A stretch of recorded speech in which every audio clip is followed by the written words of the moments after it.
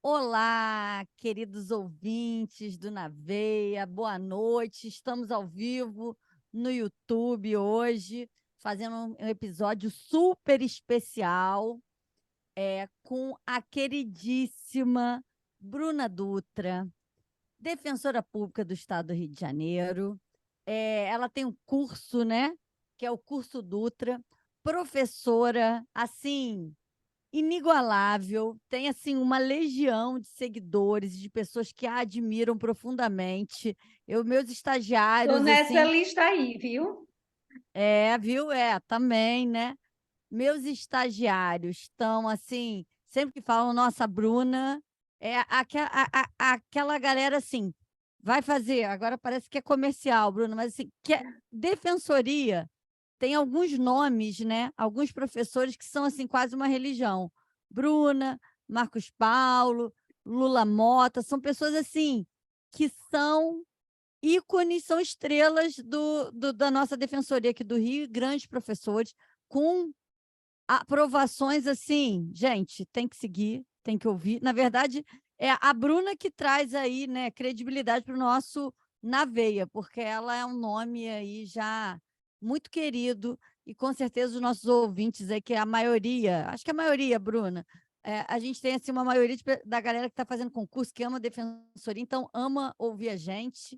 Então, com certeza você vai estar aí já sendo conhecida e reconhecida por todo mundo. Então, eu queria agradecer você ter topado aqui numa quarta-feira, 8 horas da noite, que é aquele horário, né, Bruninha? Que é, assim, meio da semana de defensor público, né, Gina e Fernando? É aquele dia que a gente não quer nada além de chegar em casa e descansar. Mas a Bruna, ela tem duas filhas, né, Bruna? É curso, é defensoria em Alcântara, é lives, é correção de prova, é dica. Eu não sei como aguenta. Eu acho que ela e a Adriana, não sei se você conhece a Adriana Esteves, que participou com a gente. Sim. Elas são assim, onipresentes. Eu queria ter esse poder. E Então, também assim, tem Lara Teles, né? Que é uma super querida que também está na nossa lista de convidados, está no radar. as estrelas, viu, Fernando? Só mulher, Fernando. Justo, Percebe? justíssimo. E aí, Bruninha, a gente queria conversar com você sobre as alterações da Lei Maria da Penha e tudo mais que você quiser falar. Fala aí. Vamos começar a ter um papo que a gente quer te ouvir. Obrigada. Obrigada, Rafa, pelo convite. Obrigada, Gina. Obrigada, Fernando. Para mim é um grande prazer estar aqui participando com vocês do Naveia. Eu que sou ouvinte do Naveia, quem me abriu os horizontes para os podcasts foi inclusive a Rafa Garcês, que falou para mim: Bruna, você ainda não ouve podcasts, né? Você deveria, né, se atualizar. E eu ouço no carro, eu ouço malhando, e eu falei, gente, ótima ideia! E hoje em dia eu ouço no carro, eu ouço malhando, enfim, então, de ouvinte, estou me sentindo assim, muito honrada por estar aqui do outro lado dessa telinha com profissionais que eu tanto admiro, né? E trazendo assim, um tema que eu tenho estado no meu dia a dia, que, para quem não sabe, há um pouco mais de um ano eu inaugurei uma atuação que, para mim, foi uma atuação assim, bastante diferente, né? Porque ao longo desses mais ou menos 10 anos aí de defensoria, sempre atuando pelo réu, e, enfim, acabei caindo ali nesse juizado de violência doméstica pela vítima, acabei caindo de início assim, um pouco até de paraquedas, mas ao longo então desse um ano e meio, mais ou menos, foi sendo possível desenvolver um trabalho assim, bastante bacana e assim, muitas reflexões, e esse dia a dia, nessa atuação pela vítima, me despertou assim, novas reflexões, uma experiência nova que tem agregado assim, bastante, sabe? E eu estou muito feliz de poder compartilhar com vocês algumas reflexões sobre essa nova lei, né, 14.550 de 2023, que trouxe alterações bastante importantes na Lei Maria da Penha, e sobre a qual até escrevi um artigo, né, que saiu no É, Conjur, umas isso que eu reflexões. queria falar. Tá maravilhoso o artigo, vocês têm que ler no Conjur. Só jogar Bruna Dutra, Maria da Penha. Li, eu mandei para o meu juiz, para o meu promotor, que eu já também. Aí eles adoraram porque mudou, assim, né? Teve uma mudança, parece pouco, mas eu lendo eu achei que foi bem significativa. Fale aí, Bruna. Me deixa passar na frente aqui, Bruno. Na verdade, antes da gente falar da lei nova, Sim. antes da gente começar, a gente estava dizendo, né? Eu também aqui caí meio de paraquedas em uma atribuição que tem também, como parte dela, a defesa da vítima ou dos interesses da vítima de violência doméstica, tanto no civil quanto no criminal. E, a bem da verdade, eu estou nessa atribuição tem 2 meses e até hoje ninguém me procurou. Então, assim, minha atuação ela está zerada nesse ponto. Zerada. Nunca atuei em nenhum processo. Então, até por curiosidade pessoal mesmo, e para o pessoal dos ouvintes, eles terem uma ideia, que assim, para a pessoa te procurar, ela tem que ter conhecimento dos direitos dela. É a base da educação em direitos, né? Aí no Rio, como é que está essa questão? As vítimas te procuram para promover essas medidas em favor delas, ou é simplesmente um processo que está rolando por agressão, por ameaça, ou seja lá qual for o crime, e aí ele já vai automaticamente para você atuar pela vítima? Fernando, adorei assim, a sua colocação, porque me fez me recordar, você me colocou no ponto em que eu entrei nessa atuação pela vítima. Eu me recordo, assim, a gente estava naquele retorno, né, daquele trabalho remoto, da pandemia e tudo.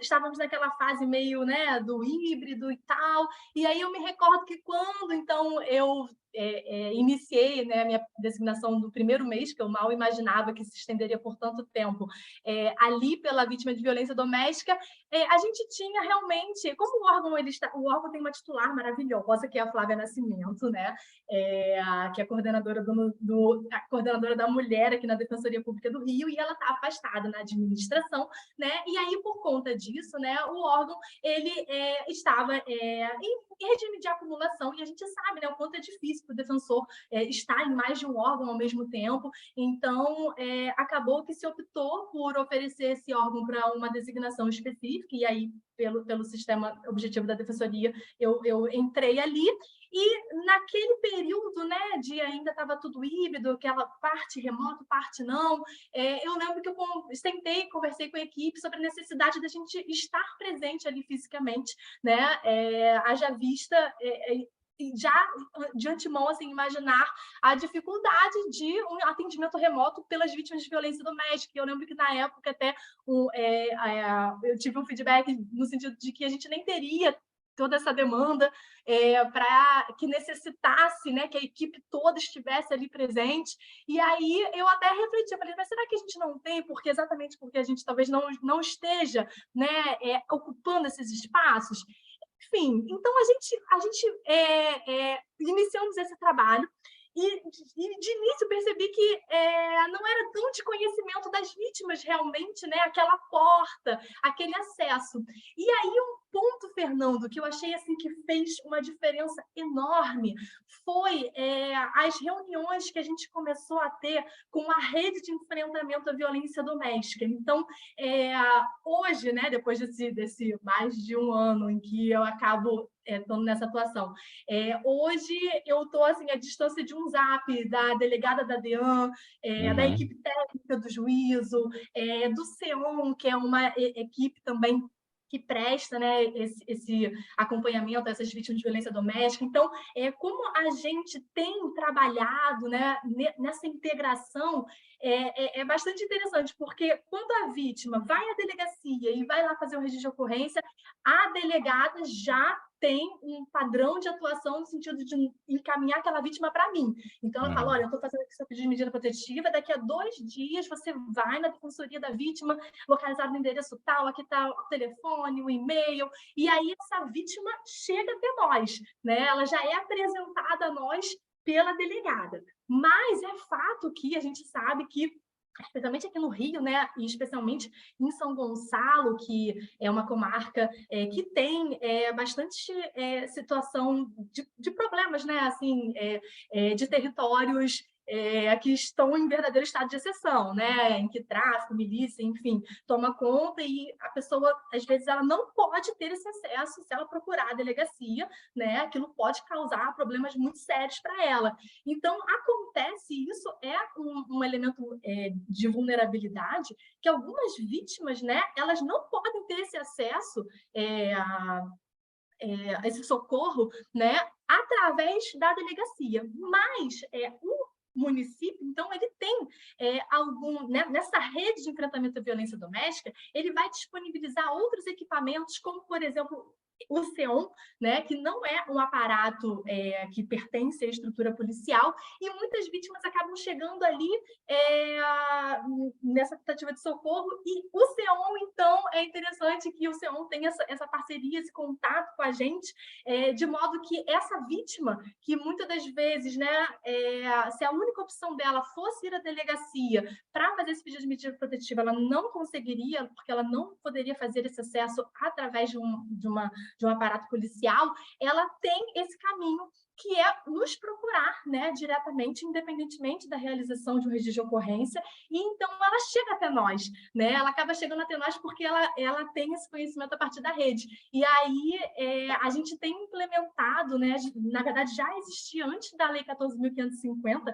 um entendimento, até aqui na Defensoria do Rio já tinha sido emitida, né, há bastante tempo uma nota técnica sugerindo aos defensores que não subordinassem, não exigissem, não condicionassem a realização de medidas protetivas a um prévio registro de ocorrência. Mas nós sabemos que muitas das vezes, apesar de nós não condicionarmos, apesar de nós não exigirmos, isso era exigido pelo Poder Judiciário, né, que acabava tendo essa vinculação bastante essa ideia de vincular a medida protetiva necessariamente a uma medida cautelar de natureza penal, a um fumus commissi delicti, a um periculum libertatis, e que, portanto, né, a gente sabe que se a gente tentasse esse acesso direto, a gente teria esse acesso negado, né? E sabemos também o quanto de tempo toma da gente tentar reverter isso através do Tribunal de Justiça e levar até chegar ao STJ, né? Muitas das vezes perdeu até a razão de ser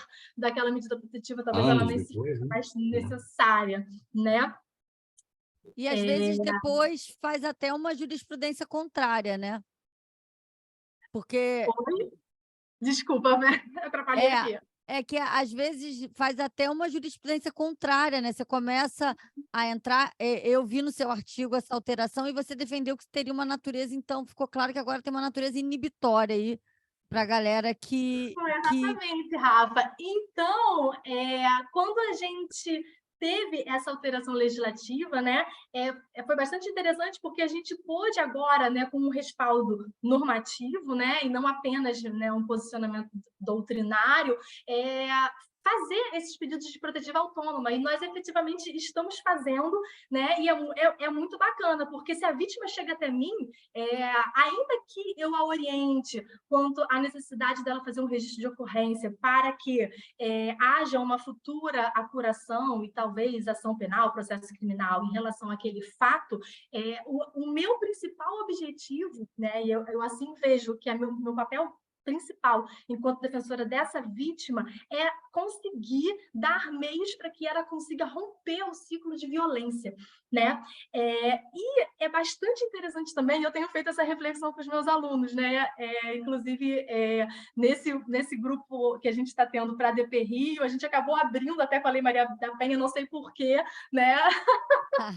Talvez, tá apaixonada, né? Né? Não sei porquê, coincidentemente, iniciamos com o tema, e nessas reflexões, eu estava comentando com eles que assim que eu entrei, né, eu confesso que quando eu entrei nessa atuação pela vítima, eu já entrei com uma certa reserva, pensando, nossa, será que agora, né, eu vou atuar de uma forma absolutamente diferente do que a gente veio atuando, no sentido, né, de redução do poder punitivo, de assegurar garantias, direitos, frente a esse poder estatal, né, seletivo, desenfreado. Eu fiquei com uma certa crise de identidade, né, naquele momento, de saber como que isso iria se desenvolver, né, porque eu sou defensora criminal raiz, né, Rafa? Você sabe.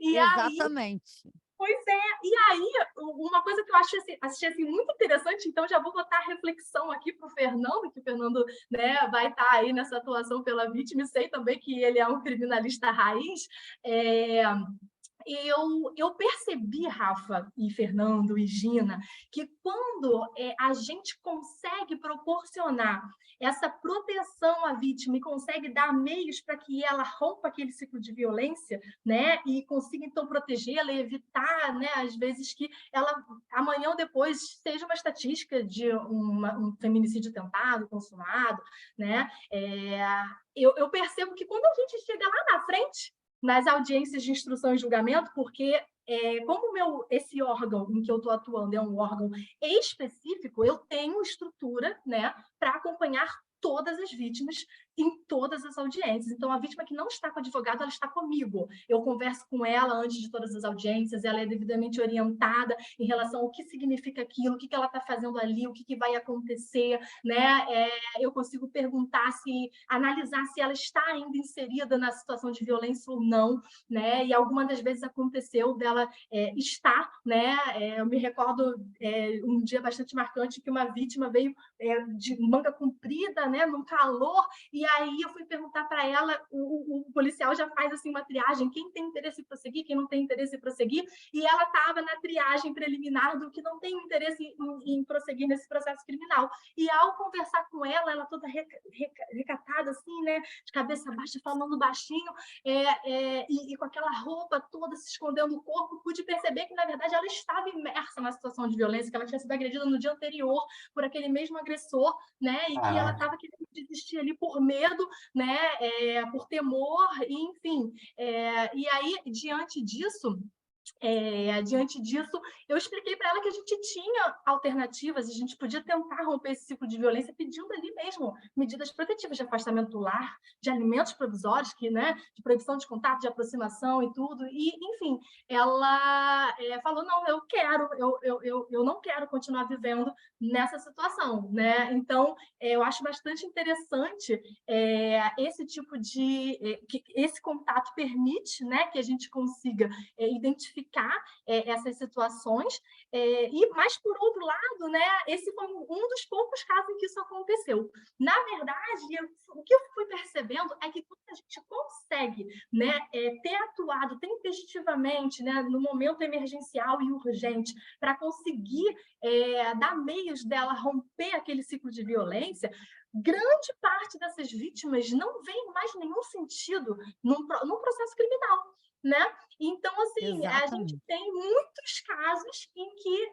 a gente, nessa conversa, né, assegurando que não há nenhum tipo de coação, nem de violência atual, de que realmente a situação cessou, de que realmente não faz nenhum sentido a condenação criminal, às vezes aquela condenação criminal vai atrapalhar, né? Porque às vezes o rapaz é o pai dos filhos dela, e se ele tiver uma condenação criminal, aquilo vai prejudicar que ele consiga um trabalho, né? E com isso vai prejudicar, às vezes, o valor daquela pensão, ou simplesmente, às vezes, eles já abriram um negócio juntos, já aconteceu. Ela, não, agora ele não serve como marido, não, mas como sócio é excelente, estamos ganhando muito dinheiro. Então enfim, a gente percebe que quando a gente dá esse respaldo ali emergencial, a gente, muitas das vezes, não vai precisar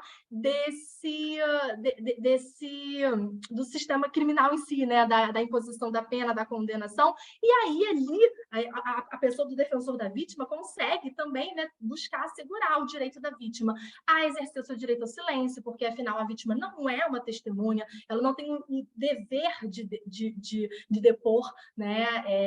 E, enfim, então, a gente conseguindo assegurar aquele direito ao silêncio, a gente evita a revitimização, né? E, de alguma forma, acaba até casando ali com uma redução daquele poder punitivo que talvez, se continuasse aquela situação de conflito, né, a vítima não ia querer exercer seu direito ao silêncio, né? Ela ia querer naquela situação, enfim. E eu acho Bruna, muito... e aí... Não, pode falar, Rafinha. Não, Bruna, pode duplamente... falar, Gina, que eu já falei muito. Não, eu ia dizer, e aí, né, se ratifica a importância do que Rafa falou a respeito da alteração, né, advinda da Lei 14.550 de 2023, no sentido de fixar as medidas protetivas de urgência na qualidade de tutela inibitória, né, porque são satisfativas e autônomas e têm por objetivo proteger a mulher que está em situação de risco relacionado à violência doméstica. Então, a gente pode dizer que desvincular essas medidas protetivas da existência de um procedimento criminal, de uma investigação criminal, de um processo penal, foi realmente bastante benéfico e eficaz, não é isso? Eu estou aqui falando com a Bruninha que a gente não está no YouTube, gente. Deu algum ruim aqui. Tá Não, todo tá mundo aqui sim. comentando. Tá sim. Tá? Tá, eu Entrou? mandei o link lá. Eu não sei porque, enfim, eu não Ó. estava achando, mas tá. Pois eu vou mandar o link para a minha sogrinha, que me disse Nossa, Vou mandar o mais link para a fiel Bruna ouvinte. aqui para as pessoas a poderem mais ver, linda. Bruna. Que tá Me todo manda, mundo me manda querendo no ver a WhatsApp, gente. que meu marido vai botar lá no Instagram. Ótimo. Manda, já mandei para a minha sogrinha, mande para o marido Às de vezes Bruna a para gente botar lá. apanha aqui, Bruna. Às vezes a gente apanha. E por a gente, É leia-se porque Fernando porque não eu sou manja muito de velho. internet, de tecnologia, esse tipo de coisa. Se eu tivesse no comando... Sim, sim. Mas deixa eu só falar aqui que eu já interrompi, já está tudo interrompido. Bruna, acho que também, assim, do Fernando, eu não sei como que é no Mato Grosso, aqui no Rio tem um órgão específico de defesa da mulher, né? Então, a Bruna está desempenhando esse trabalho tão bem feito, porque a gente tem um núcleo de defesa da mulher com órgãos específicos, um juizado de violência doméstica aqui no Rio, tem a defesa do homem e a defesa da mulher muito bem divididos, tem 2 defensores, isso eu acho que é uma forma, claro, de fortalecer essas mulheres vítimas, né, de ajudar a romper. E eu acho que você falou uma coisa muito importante, Bruna, porque eu sempre estou do outro lado, né? Eu sou a pessoa que sempre reclamou pra caramba da Lei Maria da Penha, principalmente por uma questão que agora você me fez ver o quão importante foi essa alteração, que era o seguinte: a mulher, ela tinha que fazer o registro de ocorrência para conseguir ter a medida protetiva. E depois ela era quase que sequestrada pelo processo penal e pelo direito penal, porque ela tinha que, muitas vezes, era obrigada a falar. Eu trabalhei por muitos anos num lugar que a promotora entrava com correições, com medidas, porque o juiz permitia o silêncio da vítima. E tinha, até o tribunal era divergente, havia câmaras que permitiam silêncio e outras que não permitiam. Olha o absurdo, né? Não deixava a vítima não falar, né? Hoje, acho que essa situação já está mais pacificada. E aí você via isso, a mulher já estava, a pacificação social ali resolveu-se, o ciclo de violência conseguiu ser rompido pelas medidas protetivas, pelo encaminhamento ao tratamento psicológico, que às vezes a gente consegue. Você falou que você está a um zap da delegada, certamente também de outros órgãos, isso, claro, faz parte da sua atuação por excelência, porque acho que também quem quer trabalhar bem nessa área consegue dar essa rede de apoio, porque ela existe. Claro que não dá para pegar todo mundo, mas ela existe. E isso foi muito bom. A partir do momento que você não exige a ação penal, o registro de ocorrência, você vai poder proteger essa mulher. E outra coisa, depois vou deixar você falar, mas que eu achei muito importante, que eu também acho, tem que ouvir a mulher antes de extinguir a medida, né? Que era uma outra coisa, que a mulher era só um objeto daquele processo. Entrou, depois, deu prazo, acabou. Não, peraí, vamos ver. A situação não é para resolver esse ciclo de violência? Então, tem prazo o ciclo de violência para acabar, né? Então, queria que você falasse também o que você tem visto em relação a essa alteração da necessidade de intimação da vítima, né, da defesa da vítima, para que seja extinta a essa medida protetiva de urgência. Pois essa previsão legal expressa, né, de que primeiramente, independe de uma tipificação penal, ela é sensacional, porque se a gente parar para pensar, a Lei Maria da Penha, né, ela não trazia originalmente nenhum tipo penal. Ela trazia formas de violência num rol não taxativo, né, de toda a ordem moral, sexual, psicológica, física. Mas, enfim, contudo, me parece, né, e aí assim, é uma análise que eu faço, minha opinião pessoal, analisando esse histórico legislativo. Me parece que talvez talvez pela resistência, né, do sistema de justiça em dar uma resposta para aquele ato de violência que às vezes não necessariamente encontrava um tipo penal específico, a gente começou a ter uma escalada, né, a criação de diversos novos tipos penais. Então veio de violência psicológica, veio de stalking, talvez também por conta dessa situação. Então hoje realmente é quase impossível a gente ter uma situação de violência da Lei Maria da Penha que a gente não enquadre em algum tipo penal, né? Mas o que eu acho mais importante, apesar disso, né? Enfim, a gente teve essa resistência, parece que talvez a gente tenha tido, na minha concepção, essas respostas legislativas, talvez tentando ali visar esse buraco, né, de proteção, que não deveria necessitar do tipo penal para ser dada, e aí a gente vem com essa previsão de que é desnecessária uma tipificação penal, né? E isso vem agregar bastante até em relação àqueles casos. Aqueles que eu já falei, em que essa vítima está num território em que ela não pode se socorrer de um aparato policial, né? Então, aquilo ali, se for para fazer um registro de ocorrência, ela não quer. Se for para virar um processo criminal, ela não quer. Ela só quer conseguir romper o ciclo de violência, né? E dois, tem vezes que a pessoa não tem nenhum interesse desde o início. Né? Às vezes a gente vê relação, às vezes, trazendo como exemplo mãe com filho, né?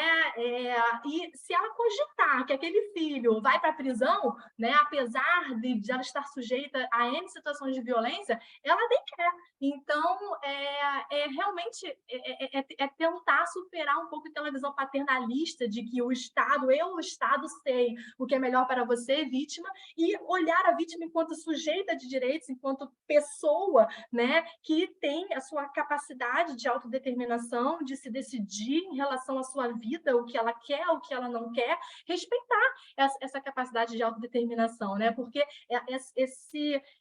quando o Estado confisca para si essa posição de vítima, a gente tem, né, que a imposição da pena, uma condenação criminal em casos em que isso não atende o interesse da vítima, isso é uma forma de revitimização, isso é uma violência institucional, né? Então eu acho que essa lei ela veio em muito, eu recebo ela de uma forma assim, com bastante entusiasmo, porque eu vejo nessa lei um reconhecimento do protagonismo dessa vítima, né? Eu vejo nessa lei um pouco de um abandono de uma visão paternalista do Estado e que passe a respeitá-la enquanto sujeito de direitos. E agora, para não fugir da sua pergunta, né, Rafa? Porque, afinal, você perguntou uma coisa e eu quis trazer essa ideia que eu acho bacana e fugir da sua pergunta, mas isso que você falou relacionado ao parágrafo 6º, né? O parágrafo 6º a gente abordou aqui, só por amor à didática. A gente estava aqui tratando basicamente do parágrafo 4º e do parágrafo 5º, e agora a gente, indo para o parágrafo 6º do artigo 19, que foi inserido pela Lei 14.550, a gente tem essa previsão de que as medidas de urgência vigorarão enquanto persistir o risco à integridade. E aí de toda a ordem, física, psicológica, sexual, patrimonial ou moral da ofendida ou de seus dependentes, né? É muito comum a gente ter nos juizados, quando é deferida a medida protetiva ou as medidas protetivas, que seja fixado um prazo de vigência. E acontece, Rafa, Gina, Fernando, hoje mesmo eu atendi uma vítima, eu estava lá atendendo uma vítima em que ela veio trazer para mim, ela veio, né? Bruna, sempre que no dia seguinte ou 2 dias depois, ele conta os dias no calendário para me mandar a mensagem para fazer as postagens ofensivas nas redes sociais. O cara é um cara assim, bastante influente, né? Ele tem uma atividade que ele tem muitos seguidores e tal. Estilo Rafa H6, o melhor estilo Rafa H6, famoso. Não, estilo Bruna Dutra, né? Pelo amor de Deus. A influencer aqui, jurídica, é a Bruna. Parece. As duas. Mas então, ele espera, sabe, estrategicamente, dá o prazo da medida para fazer as postagens, para inflamar, né, as pessoas, os seguidores dele contra essa vítima, e isso oportunizado por essa ideia, né, de que vai cessar imediatamente. E por isso também vejo com muito bons olhos esse parágrafo 6º, que traz essa previsão de que elas devem... A regra não é a cessação por um decurso do tempo. A medida protetiva é provisória? Ela é baseada no juízo de cognição sumária? Né? Tem essa natureza de tutela inibitória? Acredito que sim, essa é a minha posição, né? No sentido de proteção à mulher e não de instrumentalidade em relação a um processo penal principal que pode nem ocorrer, nem ser do interesse da vítima e nem sequer ser deflagrado.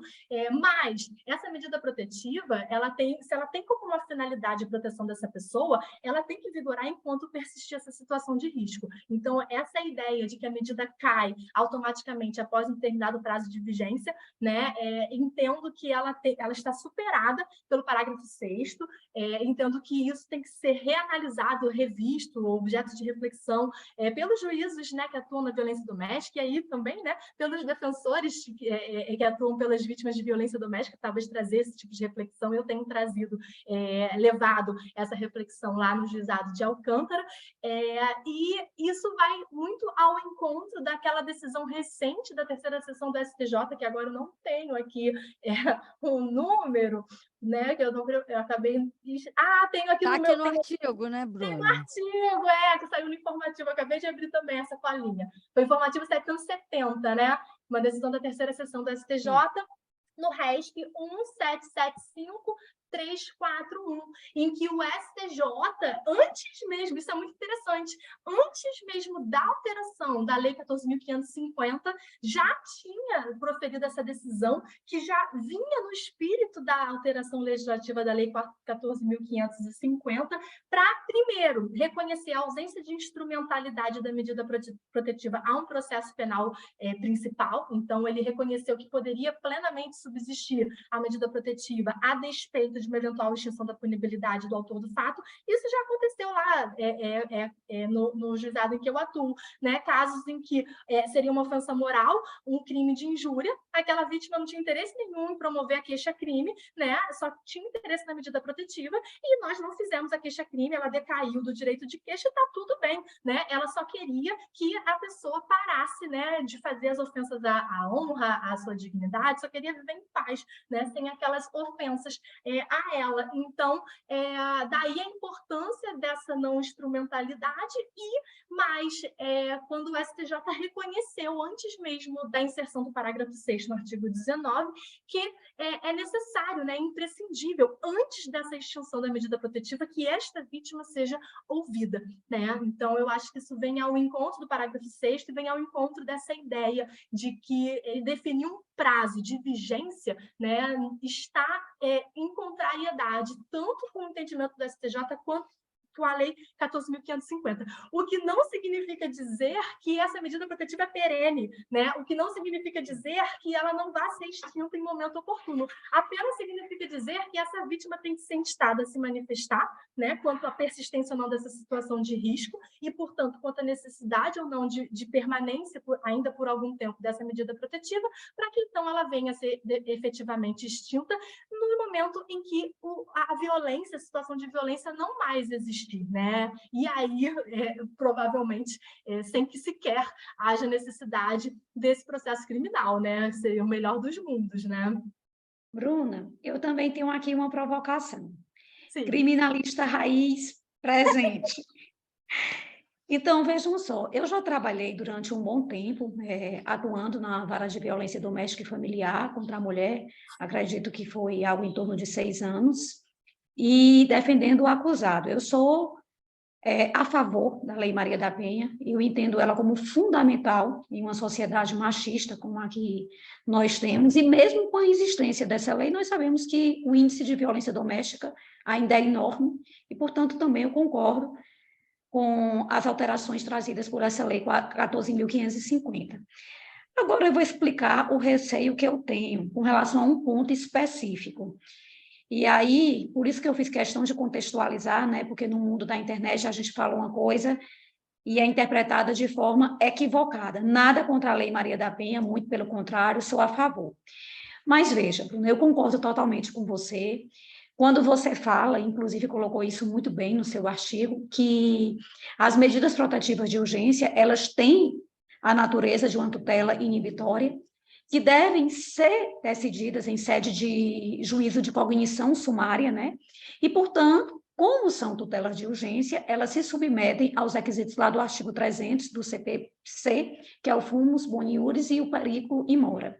E aí entra a minha preocupação. A minha preocupação não é de ordem teórica, é realmente de ordem prática, né? Porque aqui no NAVEI a gente fala muito do processo penal como ele é, como ele acontece na prática. O que eu percebo, hoje distante da vara de violência doméstica, é que há, até pelo fluxo de processos no judiciário, uma forma de se receber uma denúncia de forma automática. O Ministério Público apresenta a denúncia, praticamente um carimbo, recebo. Vamos analisar o princípio da insignificância. Não.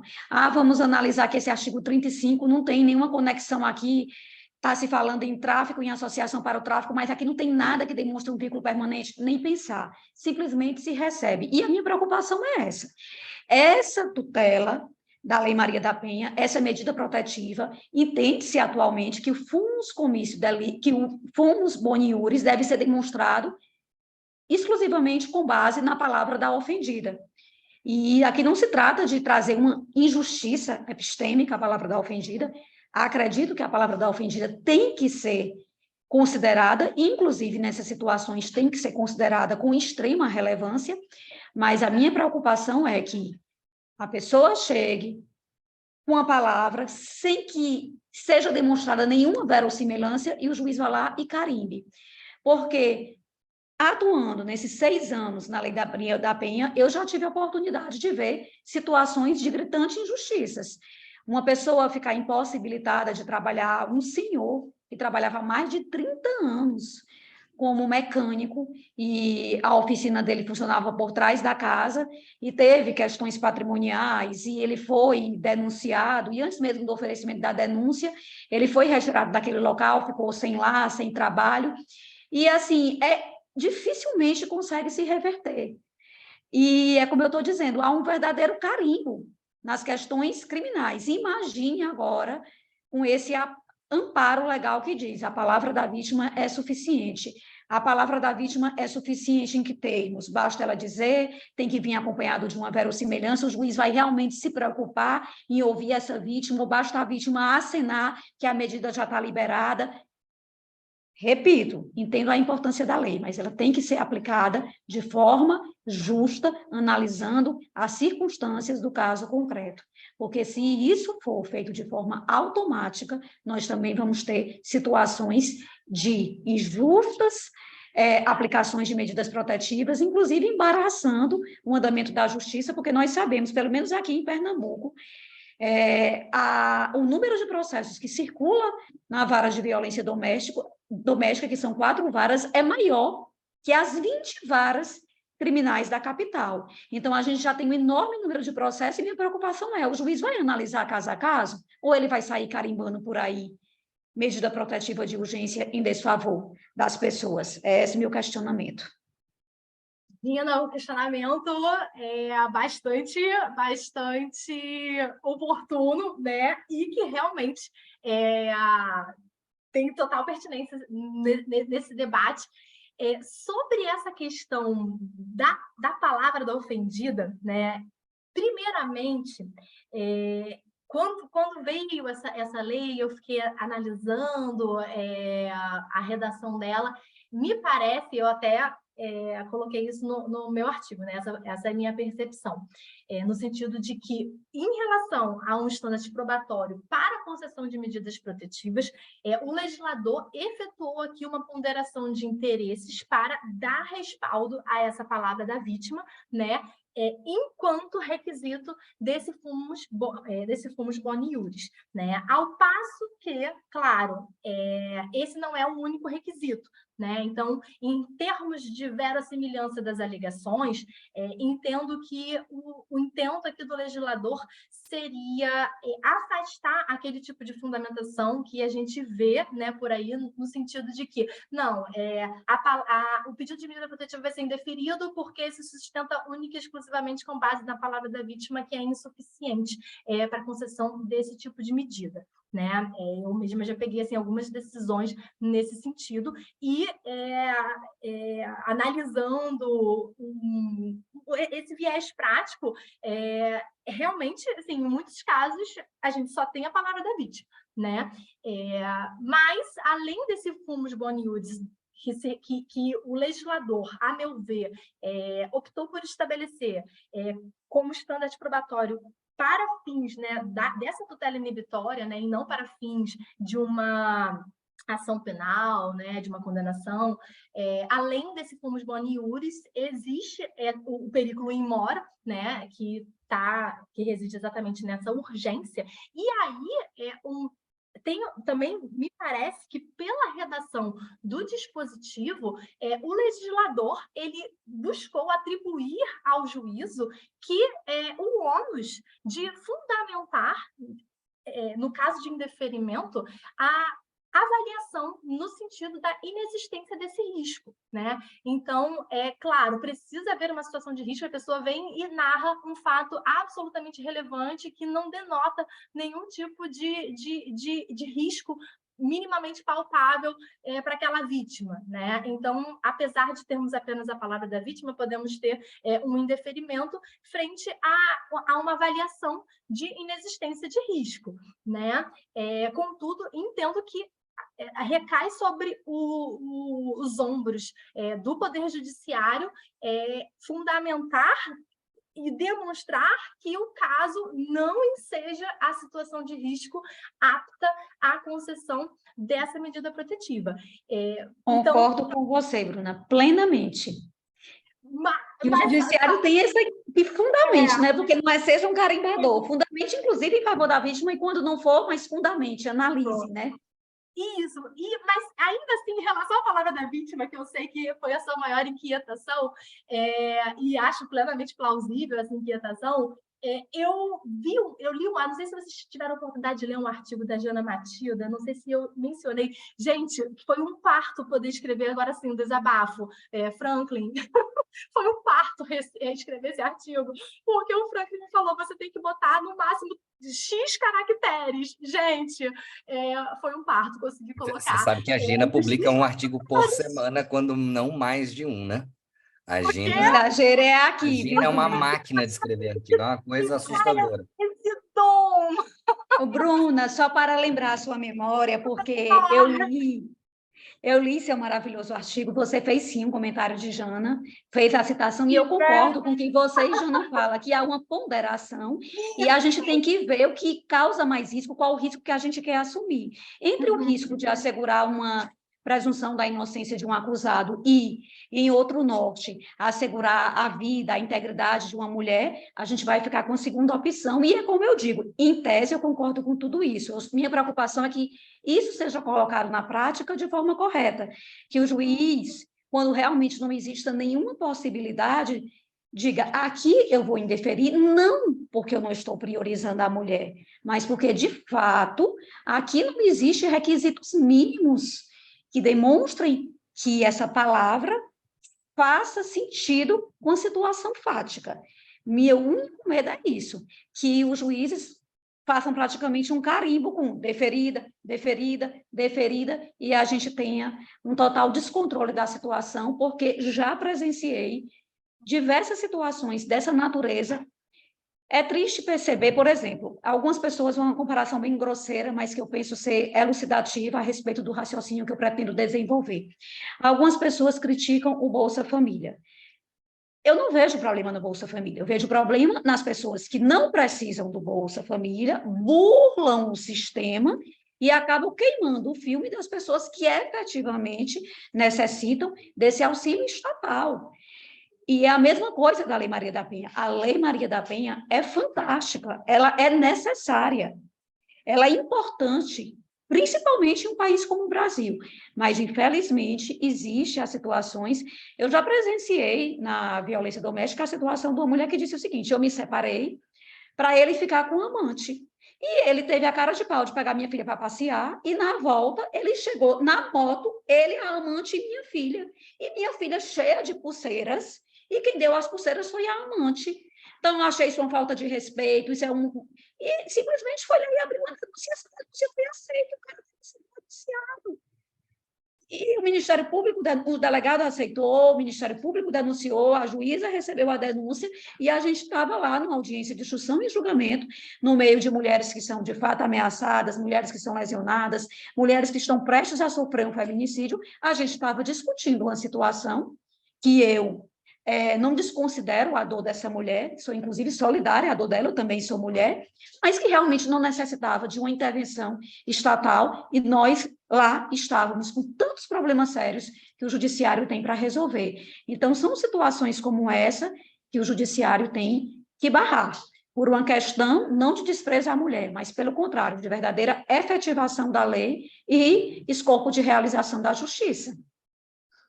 Com certeza, Gina, concordo plenamente. É assim, e infelizmente, né, quando a gente fala em processos, a gente tem que ter uma gestão de riscos, né? Então, é claro que qualquer tomada de posição, né, ela vai ser suscetível a erros e riscos? Vai, né? E aí, por isso que eu acho bastante interessante, acho bastante lúcido, achei bastante lúcido esse posicionamento da Janaína, e aí eu vi que realmente consegui fazer a transcrição do trecho, né? Eu fiquei na dúvida se eu tinha conseguido ou não, porque, assim, várias ideias eu quis colocar e eu tive que tirar, porque eu já tinha, né, chegado no máximo dos caracteres. Depois a Gina vai ter que me dar essas dicas de como fazer esse tipo de milagre. Mas, enfim, eu achei bastante interessante porque ela não fugiu, né, à dificuldade da questão, né? Ela foi, assim, bastante, digamos, sincera juridicamente, né? Se é que a gente pode falar isso, mas ela falou, realmente estamos diante de riscos, né? Existe o risco de que haja um caso concreto em que a gente tenha, né, uma situação que não era para ser concedida a medida protetiva e ela de fato foi, sim. E qual é o risco? O risco que está no outro lado da balança. Então, temos que assumir riscos, claro, temos que buscar reduzi-los ao máximo. Então, por isso que, realmente, além da palavra da ofendida, né, essa questão da avaliação da situação de risco, né, é primordial. E, nesse seu exemplo, no caso, né, me parece que, assim, a gente tinha a palavra da ofendida, mas a gente não tinha uma situação de risco, né? Eu não visualizei uma situação de risco por ela narrada que justificasse, né, a concessão dessa medida protetiva, e que eu não consigo nem imaginar qual foi o tipo penal que foi colocado para eles estarem numa audiência de instrução e julgamento, né? Então, com certeza foi um caso de falha, né? A lei da Maria da Penha foi aplicada de forma falha, sim, gerou uma injustiça, gerou, né? E a gente tem que tentar trabalhar na gestão desses riscos para minimizá-los ao máximo, olhando, né, ali aqueles dois lados da balança, né? Perfeito, Bruna. Obrigada, amor. É que eles estão me lembrando aqui do tema, mas eu tenho mais uma dúvida. Os ouvintes vão nos matar, quer dizer... Gente, adorar, os alunos pagando a para ouvir a professora Bruna e a gente aqui alugando Isso. há mais de 1 hora. E ela sorri brinche, tolerando a gente. Vai, você não ofereceu o cachê padrão para ela? Ofereci, mas ela recusou. Ela disse que era pouco. Estou muito barata, era melhor mesmo ficar... Renunciou aos honorários. Renunciou pelo princípio da insignificância. Ela disse, esse cachê aí está muito baixo para mim. Eu fiquei com uma dúvida aqui, que você citou o enunciado aqui do STJ, né? Saiu nessas teses, que o sujeito passivo, né, é a mulher, e o ativo pode ser tanto o homem quanto a mulher. O STJ está entendendo. Eu fiquei pensando, eu entendi isso direito? É isso mesmo? E aí, vai poder ter medida protetiva de mulher em relação à mulher? É uma dúvida sincera, tá? De alguém que ficou assim. E aí? Aí é vulnerabilidade recíproca? Vai ter a fêmea alfa? Não vai ter? Eu estou falando brincando, mas eu fiquei com dúvida. Porque eu sou meio fêmea alfa, então eu acho que eu poderia, né, ser assim, então, né, o sujeito ativo da... Então, Rafa, isso é muito interessante, né? Porque é um ponto que costuma causar muitas das vezes uma certa perplexidade, né? A mim também, confesso que também já causou, mas pensando, né, acerca dessas questões desse machismo estrutural e tudo, e, enfim, lendo um pouco sobre isso, e assim, fazendo algumas reflexões, eu confesso assim, que eu não tenho 100% de um posicionamento pessoal próprio quanto a isso, tá? Mas eu vou trazer a reflexão que paira ali em torno dessa questão. O STJ ele é bem pacífico quanto a isso, né? É bem pacífico em reconhecer que o sujeito ativo possa ser homem ou mulher, e a grande questão que acaba permeando essa discussão está relacionada à questão do machismo ser estrutural à sociedade e, por isso, a violência de gênero independer de quem está perpetrando esse tipo de violência, né? Então, se a gente pensar em relação a um filho, a uma filha que pratica algum tipo de violência em face daquela genitora, né? Pode haver alguma outra questão que esteja motivando e deflagrando essa violência, às vezes uma questão envolvendo drogas, enfim, sim, mas será que, às vezes eu me pergunto assim, será que ela praticaria esse tipo de violência se, por exemplo, não fosse a mãe, fosse o pai, né? E, enfim, uma primeira reflexão. Então, só para falar, então esse ônus normalmente vai ser invertido de novo. Quando forem duas mulheres, vai ter que demonstrar subjugação e a violência de gênero. A jurisprudência do STJ, as decisões mais recentes, né, tem prescindido desse tipo de análise. Essa era uma análise... Não, estou falando entre mulheres. Se forem então, entre mulheres. Eu, particularmente, assim, porque são poucos os casos que eu, pelo menos, né, nas minhas pesquisas, identifiquei no STJ, especificamente sobre essa situação. E é fato que, nos juízes de primeiro grau, eles não aplicam a Lei Maria da Penha em geral, né? Às vezes aplica, mas em geral, quando o sujeito ativo é mulher, exatamente, né? Nessa argumentação de uma paridade entre as partes. Mas um debate que permeia essa questão, que eu acho que realmente a gente tem que refletir sobre, é essa questão se o machismo ele é estrutural, né? Ele tem a ver com a vítima, né, dessa violência de gênero e não com esse sujeito ativo que está praticando esse ato de violência. E, assim, é interessante, aí eu também vou trazer uma reflexão bastante interessante, porque quantas das vezes a gente já viu as próprias mulheres reproduzirem, né, conceitos machistas, e lá no órgão, né, lá na Defensoria do Lado de Violência Doméstica, eu vou compartilhar com vocês um caso que uma opinião assim que muito me chocou. Eu estava ali no atendimento de uma vítima que estava acompanhada de alguém ali da família, pedindo a protetiva e tal, e aí a pessoa que estava acompanhando, né, tentando dar aquele apoio moral, não, você não pode aceitar isso, tal, tem que fazer a medida protetiva, se ele descumprir, vem aqui mesmo, fala com a doutora, não sei o que lá. Aí ela pegou em determinado e falou, mas se a gente for parar para pensar, né, que era tudo família, né, tudo se conhecia. Se for parar para pensar, né, na verdade, coitado, ele nasceu nesse ambiente de violência e quem é a culpada de tudo isso que a gente está vivendo agora é a mãe dele. É a mãe dele, porque a mãe dele apanhou a vida toda e nunca fez nada. Aí eu tomei um susto. Senhora, a mãe dele era vítima de violência e, assim, no fim das contas, ela conseguiu achar como culpado do ato de violência bárbara que o cara tinha praticado, tinha sido uma coisa assim, bem, bem drástica mesmo. Ela conseguiu culpar a mãe do cara, porque afinal a mãe do cara apanhou sem nunca fazer nada ao longo da vida inteira, né? E aí eu fui comecei a falar, mas senhora, né? A senhora está sendo um pouco machista. Só para fazer essa reflexão de um pouco. Só um pouquinho, né, Bruna? Só um pouquinho machista. Né? Só um pouquinho. bagunçando só um pouquinho. Enfim, eu acho que isso é interessante para a gente refletir e pensar sobre essa questão que eu acho que é bastante polêmica, né? Do sujeito ativo. Que bom, assim, que bom que a dúvida não é só minha, né? É sua também, Não é todo só o sua, sistema, não. né? Porque eu falei, gente, será que eu estou com muitas dificuldades?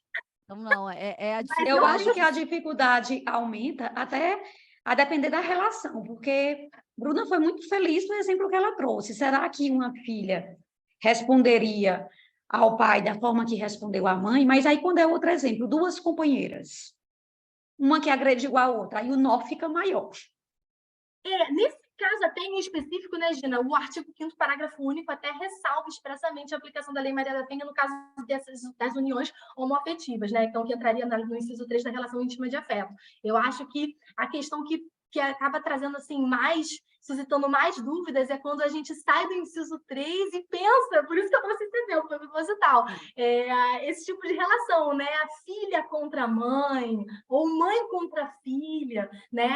Mas mas será que não pode também essa mãe estar praticando uma violência de gênero contra a própria filha, né? Será que o que faz a violência ser de gênero, será que isso muda a violência se fosse ser um filho, né? de gênero, pelo fato da mãe ser mulher também, né? Enfim, essa experiência que eu passei lá nos dados de violência doméstica eu achei muito interessante, porque quando eu ouvi, eu quase que eu dei um pulo da cadeira, né? Teve um outro caso também que eu estava atendendo ela era vítima, né? E ela estava assim revoltadíssima com a ex-mulher do cara, porque ela só quer saber de dinheiro, porque entrou com uma ação de alimentos. Eu falei, mas senhora, a senhora tem um filho com ele também, não tem? Se a senhora se separar dele, a senhora é mais do que justo que a senhora busque os direitos do seu filho. A senhora não acha, não? Ela, não, mas ela é uma interesseira. Normal, né? Vara de Dia a dia da família, defensoria, né? Porque violência doméstica é a família turbinada, né? Então, além de pegar os problemas de alimentos, ainda pega a violência e todo esse rescaldo. Bruninha, muito obrigada. Quero saber se você quer falar mais alguma coisa do artigo de violência doméstica, de defensoria pública, que a gente já está em 1 hora. O papo, olha, gente, passou muito rápido. Sério? Gente, eu ficaria assim 5 horas aprendendo, viu? A gente tem que começar a se preparar para episódio de 2, 3 horas, porque, porra, o pessoal fica vindo, o papo engata, a hora que fica massa, fala, pô, mas já deu 1 hora. E eu ainda tinha mais perguntas, mas eu não vou fazer, porque eu já perguntei muita coisa para a Bruna. Quero saber se ela quer falar mais alguma coisa sobre o curso, sobre a expectativa. Faz o jabá. Sai a banca do Rio, não é isso? Pois é, né? Amanhã temos a definição aí da banca examinadora. Estou super ansiosa, não sei nem se eu vou conseguir dormir. Porque, né, Rafa, agora a gente vira concurseira, né? Você sofre junto, né, Bruna? Então, Bruna, e o curso está com inscrições abertas, já, porque o curso é concorrido, tá, gente? São vagas limitadas, abrem o olho. E aí, ainda tem vaga para nós aí, Bruna? Eu tenho vaga para vocês enquanto professoras, né? Que aí eu vou sentar e vou ouvi-las e aprender. Para isso. É claro, né? Mas estamos sim, né? A gente está com um grupo acompanhando esse concurso da DP Rio. Eu acho que esse ano eu não vou conseguir pensar em nenhum outro concurso, porque quando abre o concurso da DP Rio, né? Eu não sei porquê. Tem alguma relação específica com a Defensoria do Rio? Assim, a gente acaba mergulhando com ainda mais de cabeça, enfim. Quando é concurso de banca própria e tudo, né? Sempre acaba exigindo um pouco mais de especificidade, né? Então, fica complicado pensar em outra coisa. Mas, enfim, a gente está com essa turma voltada, né? Então, para a turma da DP Rio, temos vagas, sim. E qualquer coisa é só procurar, mas é isso, também estou à disposição para qualquer dúvida, é só me mandar mensagem no direct, né? Eu gosto muito desse contato com os alunos ou não alunos, né? Eu estou sempre à disposição aí para trocar ideia, para dar dica, para, enfim, o que for possível que eu puder ajudar. E eu não tenho mais nada a falar, só tenho a agradecer esse convite, agradecer a honra de estar participando desse podcast que eu adoro, que eu sou ouvinte, né? Então, estou me sentindo chiquérrima de estar aqui desse outro lado. Eu vou me ouvir, né? Esses dias indo para Alcântara, eu vou certamente ligar no nosso episódio e vou me ouvir. Espero não ter pagado mico. Foi maravilhosa. Sucesso absoluto. Você vê que o Fernando nem conseguiu falar, né? 3 mulheres, ele está aqui Eu assim, falei lá Ele no tá- comecinho, porque eu sabia que depois eu ia, assim, justificadamente me recolher a minha insignificância. Então, hoje eu estou você era o aqui para vulnerável nesse aprender apenas e tão grupo. somente. Você era um homem frágil, sexo frágil aqui, porque aqui é só mulheres muito poderosas, hein, Fernando? Definitivamente. Bruna, eu, inclusive, Gente. eu vou te perturbar para te pedir modelo depois, viu? Meu Deus, já querendo pegar o compromisso público. Bruna, esse Caramba! rapaz, Aí, não perde Bruna, tempo. eu acho que esse convite... protetiva autônoma, alimentos provisórios, afastamento do lar, passar tudo para o Fernando fazer a revolução. O deles dá mais alta qualidade. Se deu bem, hein, Fernando? Pois é, ué, ganhei muito com esse episódio hoje. Então, gente, é o seguinte, Bruna, nosso objetivo aqui principal no Na Veia é discutir o processo penal como ele é. Eu costumo dizer que é 3 defensores públicos e nenhum segredo, a vida como ela é. Mas é interessante perceber, e a gente recebe muitas mensagens mesmo, de concurseiros e concurseiras, né? Então, com certeza, hoje vai ser um episódio com bastante audiência, porque você é uma referência nacional nos concursos públicos para a Defensoria Pública, e nós temos muitos ouvintes vivenciando esse momento, nessa expectativa de ser aprovado. E para finalizar aqui, né, já com a presença da Bruna, em homenagem a estes e estas ouvintes que estudam para concurso, eu vou aqui lembrar que no último informativo do STJ, né, teve um julgado, o tema 1189, no recurso especial 2049-327, que foi fixada a seguinte tese: a vedação constante do artigo 17 da Lei Maria da Penha obsta a imposição, nos casos de violência doméstica e familiar contra a mulher, de pena de multa isoladamente, ainda que prevista de forma autônoma no preceito secundário do tipo penal imputado. Acho que foi uma decisão bem importante, e aí fica essa dica. Para mais dicas de forma preciosa, só no curso Dutra, o melhor do país. Plim, plim, né? Tá dado o recado, né? Na veia, gente! Na veia! Na veia.